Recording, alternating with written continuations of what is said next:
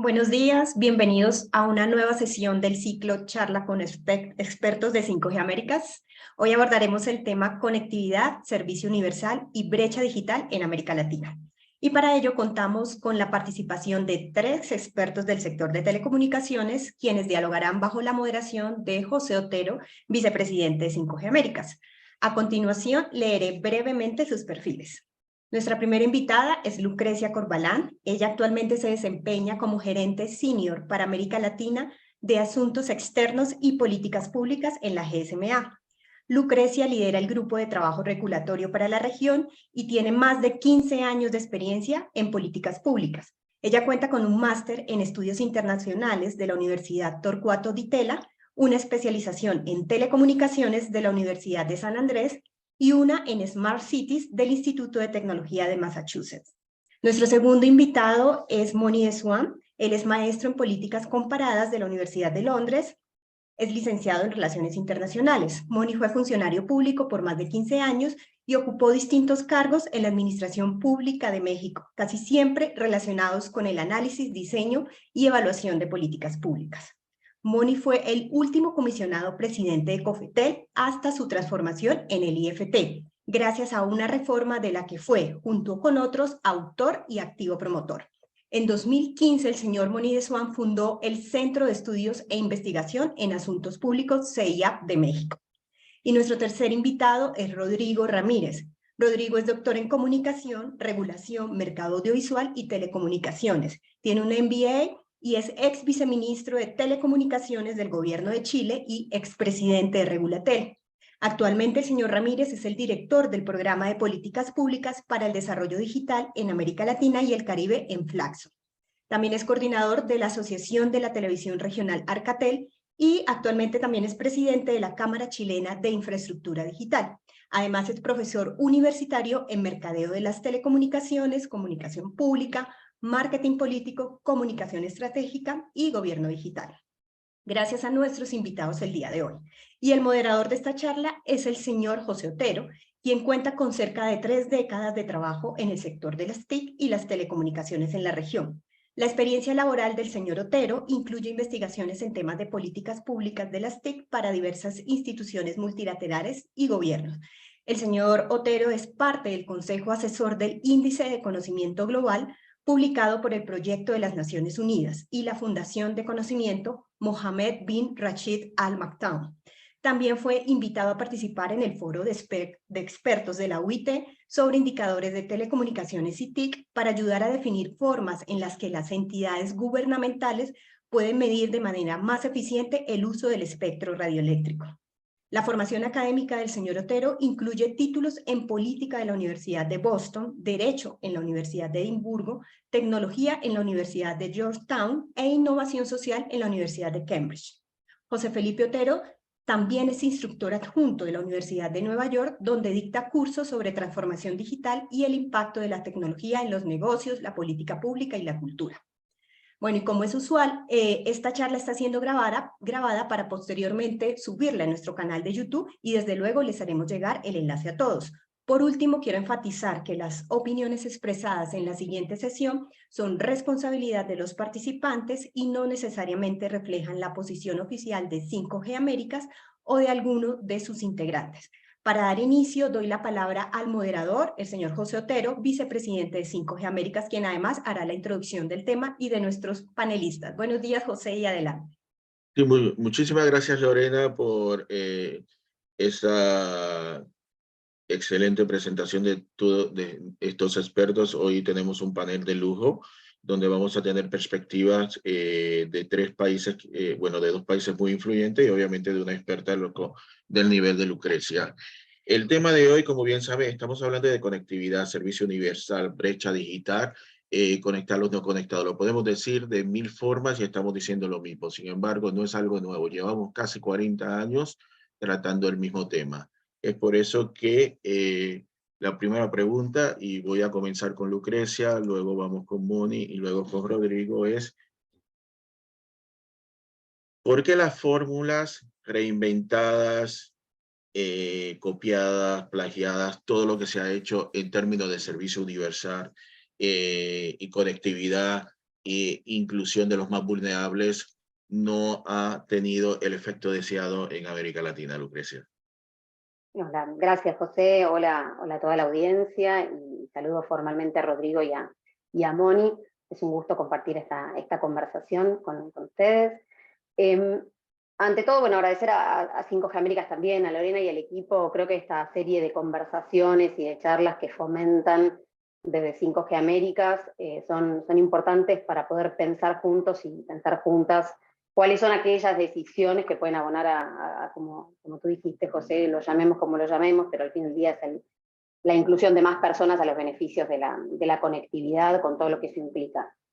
Como GCMA nosotros hace años trabajamos en temas de inclusión digital y este año, a principio de año, lanzamos un estudio de brechas de conectividad en el que empezamos con el diagnóstico. Y empezando a dar respuesta a tu pregunta y adelantando un poco para dónde va mi respuesta, lo más importante primero es conocer el diagnóstico, ¿verdad? Creo que muchas de las decisiones que se han tomado y que se toman en la gran mayoría de los países de la región tienen que ser específicas para esa realidad. Es decir, no hay, como se dice en inglés, una solución one size fits all. Esa es como la premisa fundamental.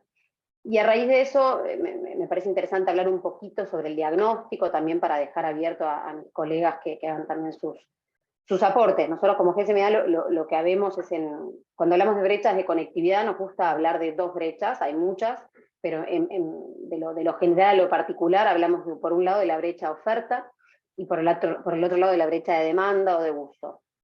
La realidad que la buena noticia es que en los últimos 10 años ha crecido muchísimo la cobertura y el acceso de las personas en la región. Eso también, digo, las buenas noticias también hay que decirlas. Por supuesto que aún falta. El 7% de la población de América Latina aún no tiene cobertura de Internet móvil. Yo estoy hablando fundamentalmente de Internet móvil. Y el 31%, cerca del 30%, tiene cobertura disponible de Internet móvil, pero por diferentes barreras no accede a los beneficios de la conectividad. Esto es para toda América Latina. Entonces, ahí es donde empezamos a conversar y a hacer un poco de doble clic acerca de cuáles son esas barreras para, como decíamos al inicio, poder tomar decisiones informadas que vayan directamente a proponer soluciones al diagnóstico real de la brecha de conectividad. En lo que es la brecha de demanda, y como para dejar algo planteado para ir profundizando un poco más adelante también, una de las principales barreras en América Latina es la asequibilidad. Y esto no tiene necesariamente, es una problemática multicausal. Nosotros vemos, y la evidencia muestra que ha habido una baja sostenida en los precios de los servicios móviles. Sin embargo, la asequibilidad es una de las principales barreras. Entonces, también esto tiene que ver con poner la lupa sobre la problemática estructural, sobre la desigualdad, sobre la pobreza, que muchos, si no todos los países de América Latina tienen, y también podemos desagregar la asequibilidad en diferentes puntos.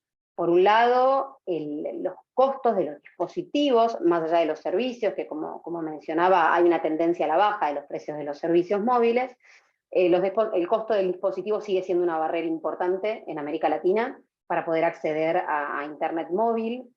Además, también existe un componente muy importante de impuestos. Nosotros lo analizamos a través de una métrica que es el costo total de propiedad móvil, que es básicamente cuál es ese porcentaje de los ingresos de una persona que representa el acceso a los dispositivos y a los servicios. Y la proporción de impuestos dentro de ese costo total es bien alta. Entonces, por un lado vemos objetivos de conectividad y objetivos de política pública vinculados a la conectividad universal, y por otro lado vemos que los servicios y los dispositivos son grabados como bienes de lujo. Entonces, también... Entonces, te voy a detener ahí y ya vamos a regresar a ese tema. Entonces, Moni, ¿cuál es tu opinión de la misma pregunta, pero también haciendo hincapié de eso, de lo que acaba de mencionar Lucrecia, de un tamaño no es propicio para todos, digamos? ¿Cómo son esas diferencias locales que tú has visto y cómo impactan todo lo que viene siendo la inclusión y todo el desarrollo de las telecomunicaciones en la región. Basándose en tu experiencia, obviamente. Yo estoy totalmente de acuerdo con lo que es en el sentido de que no existe una receta universal, pero sí hay ciertos elementos que si de alguna manera observamos aquellos países exitosos, son perfectamente exportables, ¿no? Y vaya, tener diagnósticos, como dice Lucrecia, me parece que es un tema elemental de cualquier política pública que pretenda ser exitosa. Les doy un dato justo de un índice que nosotros hemos trabajado en Centro. Solo un estado, solo una entidad de las 32 entidades del país, de México, tiene un diagnóstico respecto de cuál es el ecosistema de conectividad. 1 de 32. Entonces, un poco para sustentar lo que dice Lucrecia. Segundo tema que me parece importante, y lo retomo un poco porque me parece que era el final del apunte de Lucrecia, tenemos inconsistencias legales por todos lados. Por un lado, reconocemos al acceso al Internet como un derecho universal, y por el otro cobramos derechos caros en algunos de nuestros países, o bien le exigimos a quienes despliegan infraestructura que entiendan, apliquen y tengan interacción con 2.446 legislaciones municipales distintas en el caso de México. Es imposible con un ecosistema de esta naturaleza. Entonces, volviendo un poco a por qué yo sí creo que hay ciertas experiencias que valen la pena. Hay varios países que han homologado su legislación, por ejemplo, para que no importa el municipio donde uno esté, se paga lo mismo y se corren los mismos trámites. Esa es una receta que me parece que podremos adoptar sin ningún problema a varios países. Las políticas públicas son de corto plazo.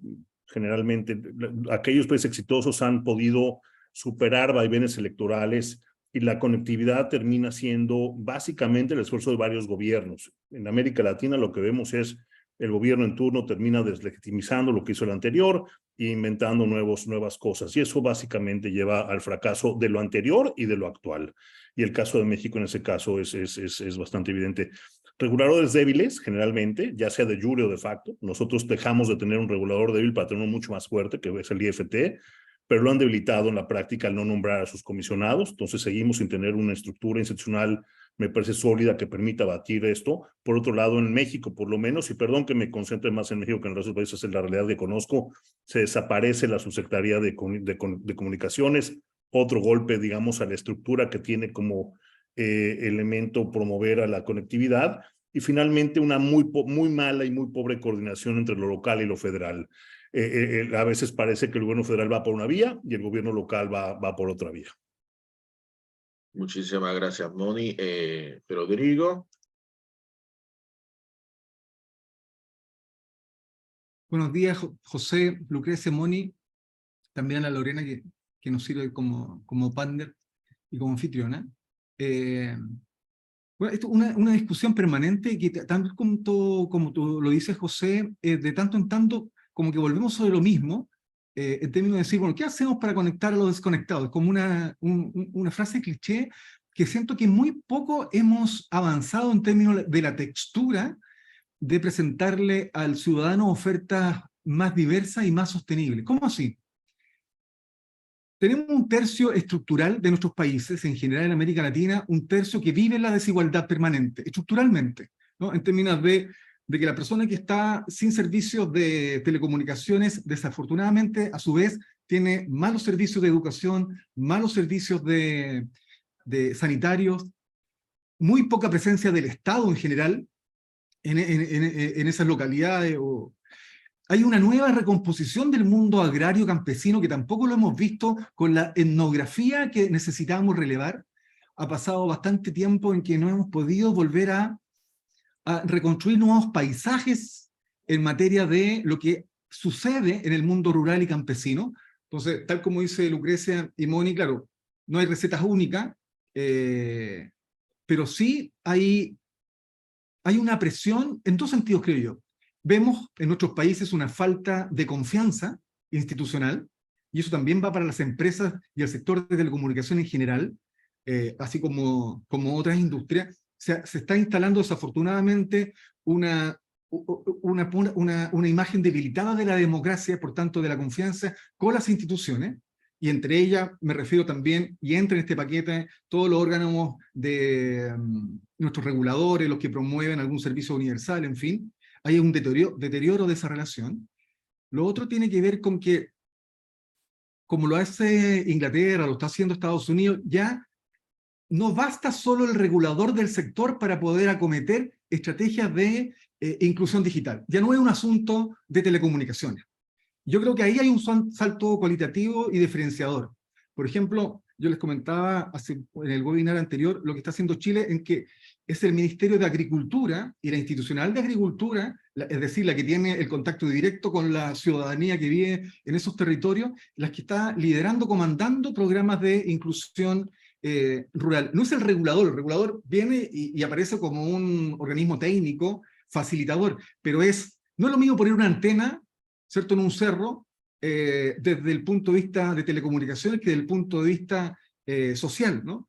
No hay una similitud ni una relación. También tenemos hoy día una nueva generación tecnológica. Antes, cuando nosotros presentamos alguna solución satelital, decíamos, viejo, esto no va a prosperar. Hoy día hay también nuevas soluciones tecnológicas, pero fundamentalmente creo que el déficit tiene que ver con que no hemos podido lograr ni dar con la solución de alternativas sostenibles que vayan más allá de la propia industria. ¿Cómo así?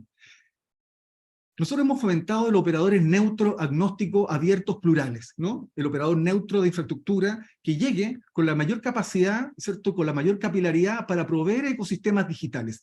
El problema no se va a resolver en una comunidad rural si yo solamente llevo internet y no creo ecosistemas digitales locales o regionales. Es decir, nuestra experiencia es cuando nosotros llegamos solamente conectividad en términos de la infraestructura habilitante, pero no generamos capital social y cultural a nivel rural, hay una deficiencia estructural que hace que esa iniciativa sea poco sostenible.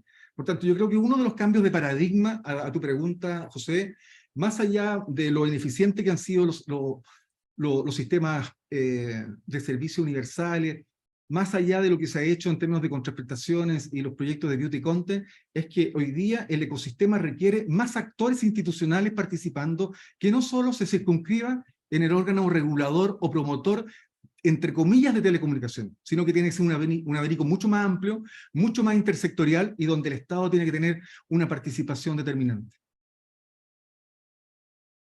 Muchísimas gracias, Rodrigo. Esto me acuerda muchísimo en un evento. En ese momento estaba de subsecretario de Chile, donde en una conferencia ministerial, no voy a decir dónde, ni en qué país, ni qué organizador, tu intervención fue, estamos hablando de lo mismo nuevamente, estamos dando una palmadita en la espalda, estamos llegando a las mismas conclusiones que hemos estado llegando en los últimos 20, 30 años, pero no hacemos nada. ¿Cuáles son las acciones que vamos a tomar? Tomando de eso y tu intervención me acordó mucho lo que decía Payala Arora en su libro acerca de los 1.000 millones de nuevos usuarios, diciendo, tenemos este concepto de que cuando damos tecnología a los más vulnerables, a los más pobres, ellos van a tener tendencias de uso que son completamente distintas a las de las personas en los centros urbanos. Esperamos que les demos tecnología y ellos inmediatamente van a ir a tomar cursos, van a ir a capacitarse, van a ir a buscar fórmulas económicas que los ayuden a mejorar en lugar de ir a los lugares de entretenimiento y comunicación. Entonces, y eso es parte de los problemas que tuvimos con el One Laptop per Child, parte de los problemas que tuvimos en la iniciativa de Mutri. Pero también tú tocas un tema muy interesante acerca de tener más conocimiento de cuáles son las falencias. En ese sentido, me parece que el índice que ha tenido Moni, que mencionó superficialmente en términos de solamente una jurisdicción en México, teniendo ese diagnóstico, ¿qué es lo que ha encontrado? ¿Cuáles son todas esas brechas que hay dentro del mismo México que tú has visto a través del índice, y cuáles han sido las recomendaciones que has hecho luego de haber ese mapeo de México? Vamos en esta ronda, empieza Moni, ya en segundo lugar va Rodrigo, y terminamos con Lucrecia. ¿Mismos 3 minutos, José? Sí, más o menos. Ok. A ver, para poner un poco números a la casa, México no es distinto a América Latina. Tenemos una cobertura de servicios de Internet de 80% en las ciudades y 50% en lo rural, lo cual deja sin servicios a 33 millones de mexicanos. Esto es básicamente la población de Perú, es un poco más grande que la de Venezuela, entonces el problema no es menor. Creo que ningún gobierno como el actual tuvo la oportunidad de hacer cumplir el mandato constitucional de otorgar Internet o acceso a Internet para todos. Y sin embargo, al final o casi al final del sexenio, tenemos la red compartida rescatada y sin un plan, la red troncal suspendida por un mejor plan que nunca nadie conoció. Y finalmente, la promesa de que este año se van a conectar 70,000 sitios rurales, cuando en realidad hace 5 años ya tenemos 100,000 conectados. Lo que decía yo, tenemos temas estructurales importantes, duplicidad de redes por todos lados. Digamos, tenemos por un lado una red nacional de radiocomunicaciones que podría servir para dotar servicios civiles, pero que no lo hace, que no se conecta con las redes civiles públicas, me refiero. Y finalmente tenemos una política pública desde lo federal muy errática, y por eso en Centro lo que hicimos fue básicamente asomarnos a lo local, creyendo que en lo local podríamos encontrar una parte importante de las soluciones a los problemas. Y lo que encontramos, bueno, lo que hicimos fue un decálogo, cuáles son los 10 puntos que quisiéramos ver que todos los estados, conforme a sus facultades, cumplen, que tengan un diagnóstico, como ya decíamos previamente, que tengan un marco jurídico local en materia de acceso a tecnologías de información y conocimiento, que tengan una autoridad responsable para llevar a cabo políticas públicas en la materia, que hayan publicado una agenda digital estatal, que tengan una política de infraestructura de telecomunicaciones, un programa de digitalización de trámites y servicios, un clúster de TICs, laboratorio digital o hub digital o algo que se le parezca, protocolos de gobierno y datos abiertos y programas de conectividad en espacios públicos. Al cruzar estos 10 variables con los 32 estados, lo que encontramos es digamos, una fotografía desoladora, en donde de estos 10 puntos, la media nacional de cumplimiento es 3.21, es decir, de los 32 estados de la República, el promedio nacional no es aprobatorio, está por debajo de 5. Hay varias variables que se repiten constantemente, es decir, los gobiernos a nivel local se han concentrado básicamente en ofrecer datos abiertos, parece que ahí está de moda o la moda del sector. La digitalización de trámites también es bastante común encontrarla en algunos estados, pero esta tiende a variar constantemente de un gobierno a otro gobierno. Solo menos de la mitad de los estados cuentan con una autoridad especializada en telecomunicaciones. La otra mitad generalmente de los estados termina encargando a las telecomunicaciones al oficial mayor, al subsecretario de Finanzas, en fin, a alguien que no necesariamente tiene la experiencia suficiente para esto. Y finalmente, bueno, pues lo que podemos ver es que tenemos ciudades que sí están haciendo el trabajo, o estados que están haciendo el trabajo. Básicamente, la Ciudad de México y Jalisco me parece que son un caso exitoso, por lo menos en el país, en donde han cumplido 7 de cada 10 de estas variables que he mencionado. Tenemos 2 estados, Nayarit y Guerrero, que no tienen cumplido una sola de estas variables, es decir, el abandono es absoluto. Pero lo interesante me parece, José y el resto del panel, es que la publicación de este tipo de índices, y además el de Centro no es el único índice, también el Centro México Digital está llevando a cabo un esfuerzo parecido a nuestro, complementario nos parece a ambas partes, en donde este tipo de publicaciones terminan por llamar la atención del público en general, terminan por llamar la atención de las autoridades y terminan generando sinergias que me parece que son muy interesantes. A raíz de la publicación de ambos índices, me parece que estamos viendo desde lo local dinámicas mucho más interesantes que a la postre me parece van a terminar por, de alguna manera, reducir la brecha en zonas rurales. Es decir, son los estados quienes hoy en día me parece tienen la respuesta mucho más que la federación, y coincido en este caso con Rodrigo, mucho más que los reguladores, para abatir desde sus entidades las carencias que hoy en día observamos. Sí, gracias, Moni. También está el índice que se publicó a finales de mayo por el mismo IFT en términos de desigualdad e impacto de acceso a las tecnologías. Sin embargo, contrario al de ustedes y al de Centro México Digital, no tiene ningún tipo de recomendación de cómo vamos a solventar los problemas que hay de conectividad en México en estos momentos. Rodrigo, ¿cómo ves la situación en las distintas regiones de Chile? Algo muy similar. Yo creo que hay dos dimensiones. Uno, en Chile, como ustedes saben, el regulador es un regulador pequeño, pero robusto.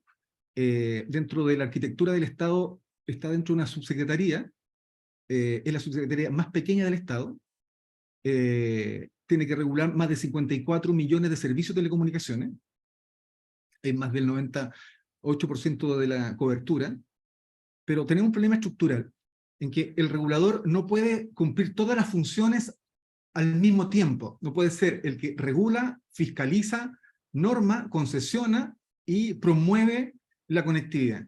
Pero al final lo encontramos al final del día con un modelo de contradictorio en términos de que te estoy fiscalizando, pero además te estoy diciendo que promuevas programas sociales de conectividad. En fin, yo creo que eso tiene que ver con una nueva institucionalidad y una nueva gobernanza, pero fundamentalmente es tomarse en serio las estrategias de transformación digital. Yo creo que nosotros tenemos un problema en nuestra región en que es sexy hablar de transformación digital en general, pero muy pocas naciones lo han incluido dentro de sus modelos de desarrollo como país, ¿no? Aún es un ámbito colateral o marginal dentro de las estrategias de desarrollo. Y mientras las estrategias de transformación digital no estén dentro del ethos de cómo los países se van a parar en los próximos 5 o 10 años, va a seguir siendo, ¿cierto?, una particularidad que va a tener muy poco impacto. En Chile, en particular, dentro del índice de la inversión de capital, el sector de telecomunicaciones es el sector que más inversión ha hecho en los últimos 4 años en nuestro país, fundamentalmente tirado por data centers, por cloud, por fibra óptica y por el despliegue de 5G. Si uno analiza, lo dice el propio ministro de Hacienda en Chile, que es la industria que ha mantenido la inversión más sostenible. Dicho eso, nuestro sector además es un sector deflacionario, ¿no? Es decir, mientras los productos de la canasta básica familiar aumentan, el precio del giga y el precio de la conectividad de los planes de datos va bajando. Y así ha pasado casi en la mayoría de nuestros países. Dicho esto, hay muy pocas regiones, en Chile en particular, no hay ningún municipio, 1 o 2, para no ser tan categórico, que tenga su propia estrategia de transformación digital local. Algún gobierno regional que tenga una estrategia de transformación digital. En Chile hay 16 gobiernos regionales, solo 2 lo tienen, con metas, con indicadores, con actividades asociadas. Por tanto, ahí hay un déficit estructural en materia de no entender la transformación digital, donde uno de los pilares es la infraestructura digital habilitante como algo fundamental para pararnos para el nuevo siglo. Y lo segundo, que yo creo que es fundamental también, tiene que ver con que tenemos que también ser honestos en el sentido de ampliar el ecosistema, de permitir la entrada de nuevos operadores de servicios intermedios o de servicios públicos de telecomunicaciones donde no va a ir o no se puede llegar con la misma ímpetu o la misma fuerza de un gran conglomerado que está en la urbanidad. Y ahí yo siento que nuestros reguladores han sido cortos. A veces uno tarda mucho más tiempo en convencer a la propia institucionalidad que al regulado. Es decir, a propósito de la pandemia y todos los fenómenos que conocimos, ¿qué país aprovechó la pandemia de manera objetiva, real, para desplegar una serie de iniciativas que pudieran facilitar la conectividad a los ciudadanos? ¿Qué países? Hay algunos, ¿no? Perú, silencio positivo administrativo con fecha explícita, algunos municipios de Brasil, algo de Ecuador, algo de Colombia, pero fueron acciones no robustas en términos de la institucionalidad, sino que son 2 o 3 cosas. No aprovechamos en general la pandemia como un laboratorio natural de innovación del sector de telecomunicaciones, porque más allá de la queja, ¿cierto?, de no poder lograrse comunicar, hubo muy poco movimiento institucional de poder aprovechar la circunstancia y poder desplegar todo lo que estos aprendizajes que decíamos hace un par de años, ¿cierto?, acumulados para poder desatar algo distinto. Por ejemplo, todos sabemos, ¿cierto?, que en una zona rural una potencia de antena no es igual que una potencia de antena, ¿cierto?, en una zona urbana o con alto grado de interferencia. la mayoría de nuestras regulaciones le dan la misma potencia a zona rural que a zona urbana. ¿Qué regulador, cierto, hay aperillado, cierto, decir, sabes que vamos a permitir el caso de antenas direccionales, cierto, ampliar la potencia? ¿De verdad vamos a entender que la ley de mercado secundario es fundamental, cierto, para ese uso de espectro, para que sea eficiente y disponibilizarlo de manera efectiva?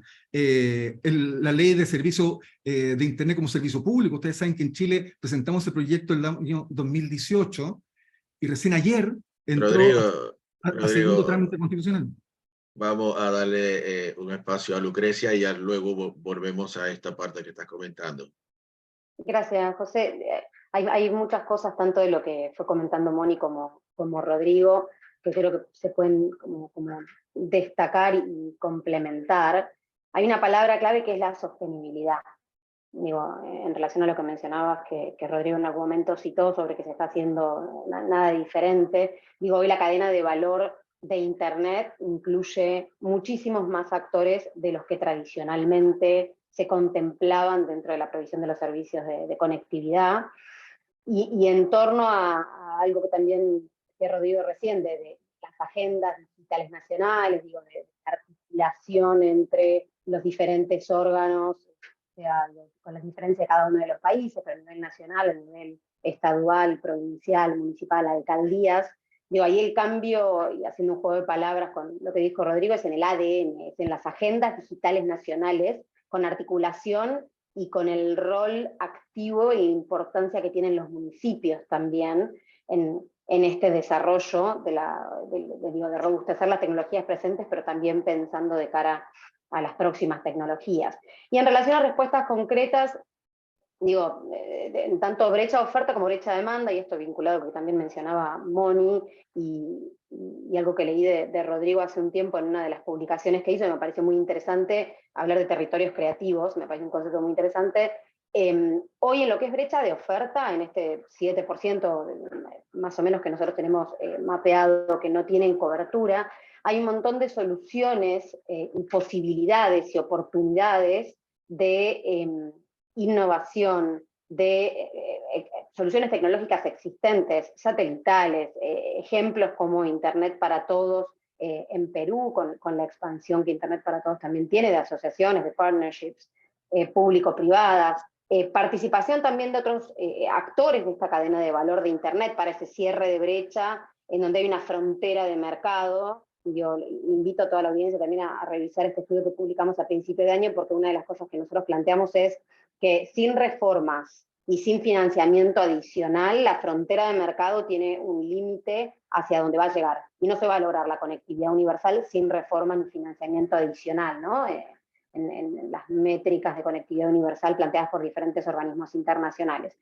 Y en términos de brecha de demanda, ahí hay varios elementos disponibles, algo que inicialmente comenté al principio de la conversación, que tiene que ver con las políticas fiscales consistentes con los objetivos de conectividad, exenciones impositivas. Algunos países han tenido algunas iniciativas, por ejemplo, de exención de IVA para servicios o dispositivos entry-level. También baja de impuestos a dispositivos. Bueno, ahí Rodrigo mencionó el caso de Ecuador también, que hubo una exención y una reforma fiscal bastante importante hace un tiempo. Y bueno, en el caso que justo estaba Rodrigo comentando, me parece que tiene que ver con la posibilidad de tener subsidios también. Bueno, creo que el caso de Chile en ese sentido es interesante, el Fondo de Desarrollo de Telecomunicaciones, que a diferencia de los fondos de servicio universal en otros países, es un fondo administrado por el sector público, de fondos públicos, no de fondos privados, y que ha tenido un gran impacto y un gran alcance en conectividad en Chile.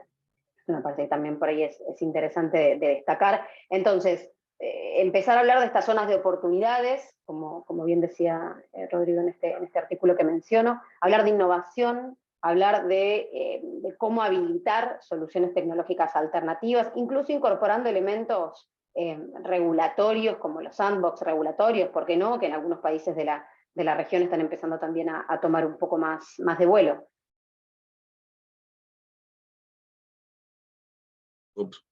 Sí, muchas gracias, Lucrecia. Hay un par de puntos que me gustaría retocar de lo que han dicho todos. Primero, tanto Rodrigo como Moni en forma directa o indirecta han hablado acerca de lo que viene siendo la compartición activa de infraestructura, teniendo en cuenta de que son modelos que ya estamos viendo en sus distintas aristas, tanto en Chile como en México, pero también que hemos visto recientemente anuncios en Colombia y también iniciativas normativas en Perú. Pero otro punto también que me gustaría hablar es acerca de transformación digital. Moni, se estaba mencionando de que no tenemos estrategia de transformación digital en la región y sí hemos tenido, por ejemplo, algunas entidades de gobierno creadas para promover la transformación digital, pero realmente no han hecho nada. Las únicas dos diferencias que yo podría decir en este caso sería la Agencia Nacional de Innovación de Panamá, donde han publicado la estrategia de panameña de transformación digital. Tenemos el video en la videoteca de YouTube de 5G Américas, pero también la iniciativa que no la llamamos de transformación digital per se, de República Dominicana 2030, donde es un plan de transformación digital que ha comenzado bajo esta administración presidencial que a largo plazo para intentar tener resultados al 2030. Ya en Trinidad y Tobago, con la creación de un ministerio de transformación digital, lo que se está tratando es hacer esa armonización entre las distintas agencias en lo que viene siendo la adopción de tecnología. Pero fuera de eso, no es mucho lo que tenemos y como se puede ver, todo lo que estoy hablando no tiene ni 5 años, ni 3 años de antigüedad en la región. Teniendo todo esto de trasfondo, considerando que cuando estamos hablando de despliegue de infraestructura, la cantidad que vamos a tener de permisos solicitados para colocar nueva infraestructura va a crecer exponencialmente según vaya creciendo la quinta generación y nuevas frecuencias de espectro vayan a ser asignadas en bandas medias y bandas altas. ¿Cómo vamos a afrontar esto en la región? Y cómo vamos a lograr ese abaratamiento de los dispositivos que tanto menciona Lucrecia y cómo puede colaborar el sector de telecomunicaciones en algo que Lucrecia mencionó al inicio, pero no hemos vuelto a hablar de él, que viene siendo la pobreza. Tenemos un 33% de la población de América Latina en pobreza, tenemos un 12% de la población de América Latina en extrema pobreza y tenemos objetivos en algunos casos de un 85-90% de apropiación de tecnología por los habitantes.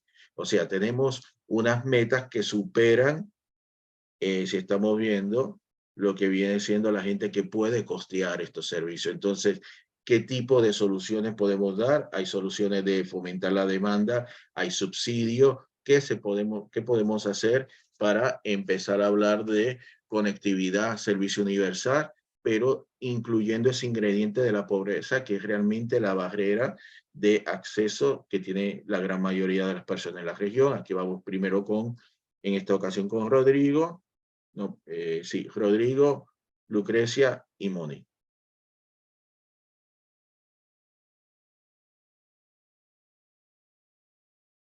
Yo, frente a esa pregunta, José, también siento que, a propósito de lo que hablamos en un principio, de hacer la etnografía de la conectividad, los sectores pobres, en general, gastan más de su presupuesto disponible en servicios de telecomunicaciones que un hogar medio o de altos ingresos. Ustedes saben, ¿cierto?, mejor que yo, el estándar o lo que sugiere, ¿cierto?, Naciones Unidas, que más que el 2%, ¿cierto?, de tu presupuesto no fuese destinado. Pero los hogares pobres, la gente está pagando por servicios de telecomunicación. Es decir, están dejando de consumir o de acceder a otros servicios por mantener cierto grado de conectividad donde haya uno o más oferentes.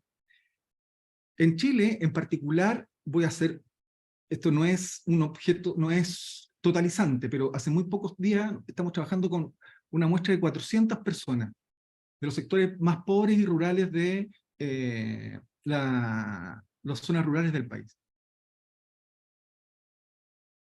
Todas ellas están gastando más de un 15% de su presupuesto en servicios de telecomunicaciones. Teléfono móvil para sus hijos, para ellos, en fin, alguna OTT. Es decir, lo han incorporado dentro de su dieta mediática este porcentaje de recursos. Sin perjuicio de eso, la percepción que ellos tienen de la calidad del servicio es paupérrima. Y yo ahí, eso es bastante interesante de poder profundizar, porque tú dices, mira, ¿qué estamos entendiendo por conectividad? Estamos entendiendo conectividad hoy día ya algo que, como el aire, que tenemos que estar conectados en cualquier lugar y en cualquier minuto y con la mayor capacidad disponible. Hemos perdido un poco el sentido de que la conectividad, ¿cierto? A propósito de lugares, de hub o de territorios que van a estar dentro de una ciudad mejor o peor conectados, no es lo mismo conectarse a las 9 de la noche que a las 10 de la noche, en fin. Hoy día la ciudadanía entiende que estar conectado es a toda hora y en todo momento. Y dentro de la casa, aunque el router de tu hogar esté escondido dentro del closet, necesita estar conectado con la mejor conectividad. Hay una percepción del servicio muy negativa, aunque las personas estén conectadas. Lo digo porque, en general, en Chile, las comunas más ricas de altos ingresos tienen más de 7 proveedores de Internet. En el 40% de las comunas más pobres del país, solo hay un proveedor de servicios de telecomunicación. Por tanto, la etnografía de la conectividad en el sector de la pobreza, ante tu pregunta, es un poquito más compleja en términos de lo que el mundo de las telecomunicaciones pueda proveer. Porque las personas van a estar o van a tener la sensación de estar mejor conectadas en la medida que la tecnología o la conectividad les sirva para algo, ¿no? En el sentido de que le pueda servir, ¿cierto?, para acceder a los fondos del Estado, para algún servicio social, beneficencia, para algún servicio de educación para sus hijos. En fin, hay un vínculo que tiene que ver con, ok, estoy conectado, pero esa conectividad aún me sigue siendo insuficiente bajo mi expectativa, ¿cierto?, mi experiencia de usuario, la calidad. Y lo digo porque yo he sido promotor de los subsidios de la demanda, pero no de la arquitectura desde el mundo de las telecomunicaciones. Para mí es mucho más eficiente que el subsidio de la demanda venga precisamente de estos otros ministerios que ya trabajan con estos grupos de personas, que no sea algo inusual, que no sea algo casuístico, sino que aquella persona que se le está entregando, ¿cierto?, granos para que pueda cultivar, lleve, ¿cierto?, ese subsidio para que pueda mejorarse la productividad. ¿Por qué tiene que ser vinculado con un ejercicio de esta naturaleza? Porque ustedes mejor que yo saben, ¿cierto?, que el 85% del uso de Internet en Chile es fundamentalmente entretención y comunicación. Y de ese porcentaje, mayoritariamente redes sociales. Entonces, si no vas acompañado para hacerlo sostenible, sustentable, como decía la Lucre, no basta que este diseño de subsidio esté desde el mundo, ¿cierto?, del regulador, sino que tiene que estar apañado o apalancado con un paquete de otras medidas. Por eso yo insisto en que para atacar estos perfiles o estos nichos o estos mundos, hay institucionalidad pública, como el municipio, como los ministerios sectoriales, rurales, de vivienda, obras públicas, que tienen un contacto mucho más permeable y permanente con estos grupos y que le puedan entregar soluciones que sean mucho más sostenibles en el tiempo. Sí, gracias, Rodrigo. De paso, todos los estudios que están mencionando los panelistas y todos los videos que se están mencionando se están colocando en el chat para que lo puedan ver. Moni. Vaya, como habrán notado, yo tengo una enorme decepción con lo que ocurre en lo federal y por lo tanto he centrado mis esperanzas, creo que con cierto sustento en lo local. Y justo yo ahí, José, haría algunas excepciones al documentario de que no pasa nada en algunos estados, algunos países, cuando te refieres a la agenda digital panameña, por ejemplo. Lo cierto es que en México no pasa nada a nivel federal, pero localmente hay cosas y experiencias bien interesantes.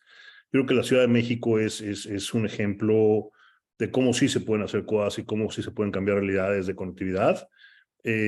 Básicamente, y también de alfabetización, toda la parte que señala Rodrigo, de no solo proveer la conectividad, sino para qué proveerla. Los pilares, que es una política establecida por el gobierno actual de la Ciudad de México, me parece que son un caso de éxito que vale la pena observar. La red Jalisco, en Jalisco, es otro de los elementos que vale la pena revisar. Lo que hicieron en Jalisco fue básicamente ofrecer una plataforma uniforme para todos los municipios, para que puedan conectarse, tener servicios en la nube, tener trámites electrónicos a cambio de cierta capacidad, siempre y cuando homologaran sus trámites de despliegue, por ejemplo. Esa es otra experiencia que me parece bien interesante. La Agenda Digital de Querétaro, otro estado al centro de la República del país, de la República de México, perdón, también me parece que son las agendas digitales más ambiciosas que yo he visto a nivel local. Entonces, lo que ahí sucede me parece que es bien interesante y por lo menos en México a mí me gustaría seguir apostando por lo local mucho más que por lo federal. Y ahí las recomendaciones que hemos hecho nosotros son muy claras. Tienen que tener un diagnóstico, tienen que tener una autoridad que se dedique específicamente a pensar en la materia. La homologación de trámites es fundamental para el desarrollo del sector. Me parece que no podemos seguir exigiendo que las empresas tengan que lidiar con 2.446 burócratas con criterios distintos. Creo que podríamos modificar esta percepción de derechos a un principio más de visitante, en donde no se cobrara por el despliegue. En México se cobra por el despliegue, donde no se cobrara por el despliegue y simplemente si hubiera necesidad de hacer cambios más adelante a ese camino o a ese tendido, estuviera a cargo del operador cubrir con el costo, pero insisto, sin cobrar derechos en la materia. Tener una agenda digital es fundamental, como ya lo platicábamos, una política de infraestructura, no solo que comparte infraestructura entre lo civil y la seguridad nacional, o seguridad pública, perdón, sino que también se comparta el esfuerzo de ejercicio de obra pública. Es bien difícil encontrarte municipios en donde entienden que si hay una obra pública de cualquier cosa que se parezca a una red, esa misma obra pública puede ser aprovechada para tender infraestructura, no solo propia, sino también de particulares. El desorden que existe, por lo menos en el país, en materia de cuando unos despliegan y cuando otros despliegan, lo único que hace es encarecer a las redes en aproximadamente 70% su costo. Y finalmente, creo que lo que me gustaría subrayar un par de cosas. Lo que se ve en el nivel local, y ahí coincido mucho con lo que dice Rodrigo, es que quienes impulsan hoy en día la conectividad ya no son afortunadamente el responsable de la conectividad como tal, sino que es la Secretaría de Educación, la Secretaría de Salud, son otros actores los que están empezando a empujar a la conectividad y eso me parece que solo pueden ser buenas noticias para un sector como el nuestro, porque van a ser ellos quienes terminen denotando. Va a acabar ocurriendo, o sea, la conectividad va a acabar ocurriendo, estoy seguro de ello, si bien no hay muchos casos de éxito, como señala Rodrigo, de aquellos países que tomaron medidas durante pandemia, me parece que la pandemia lo que ha señalado es que es inescapable y que tenemos que tomar cartas en el asunto, y ha sumado muchos más actores que no se veían como fundamentales en el sector y que hoy lo son, empujando una mayor conectividad. Gracias, Moni. Lucrecia. 3 puntos. En primer lugar, es clave y claro que la desconexión profundiza la desigualdad, ¿no? Esto que estamos hablando, el riesgo hacia adelante que se profundice aún más la desigualdad a través de la desconexión está dado. Entonces, hablar de productividad y hablar de habilidades digitales fundamentalmente para impulsar la demanda, una demanda que también esté, que se conozcan las métricas, que se vea, mencionaba José algunas iniciativas de Panamá, de República Dominicana, de agendas digitales. Ha habido iniciativas durante los últimos años, y también en esto lo vinculo a los fondos de servicio universal, en los países en donde hay fondos, en donde por ausencia de métricas no se conoce en gran parte del impacto y no hay transparencia en conocer cuáles son aquellas medidas que sí tienen un impacto significativo en la conectividad y en incluir a más personas. Entonces, esas métricas son muy importantes en el largo plazo, ¿no? La sostenibilidad en el tiempo y las políticas de Estado. Segundo punto vinculado a esto, que tiene total sentido con 2 puntos que mencionaron tanto Rodrigo como Moni, que es la cohesión entre la toma de decisiones, las políticas públicas de los ministerios, las nuevas generaciones de regulación. En esto hay mucha bibliografía y hay expertos regionales también que hablan, Carlos Lugo es uno de ellos, que hace poco estuvo participando en este espacio también, hablar de, bueno, cómo se puede modernizar y simplificar la regulación, y por simplificar no me refiero a solo achicar la cantidad de regulaciones, sino simplificar procesos, a búsqueda de eficiencia en esa toma de decisiones, sea esto con una desregulación inteligente, sea contemplando la cadena de valor de Internet y de la conectividad en su totalidad y todos los agentes, con todos los cambios que ha habido en los últimos años en el ecosistema de la conectividad. Y en tercer lugar, y vinculado a esto, que creo que puede dar para toda una conversación en paralelo, que la palabra clave es sostenibilidad, y también es sostenibilidad de las redes, de la infraestructura. Nosotros una de las cosas que planteamos en este análisis que mencioné al inicio es, sobre los fondos de servicio universal en particular, es la pregunta sobre si, los fondos de servicio universal no tienen métricas que muestren eficiencia. En algunos de los países que estudiamos, hay excepciones por supuesto, pero en algunos de los países que estudiamos incluso no ha habido desembolso de fondos, y en donde hubo desembolso de fondos, estos no fueron vinculados a proyectos de conectividad, sino a proyectos totalmente diferentes al objetivo normativo y al objetivo regulatorio de la creación de los fondos.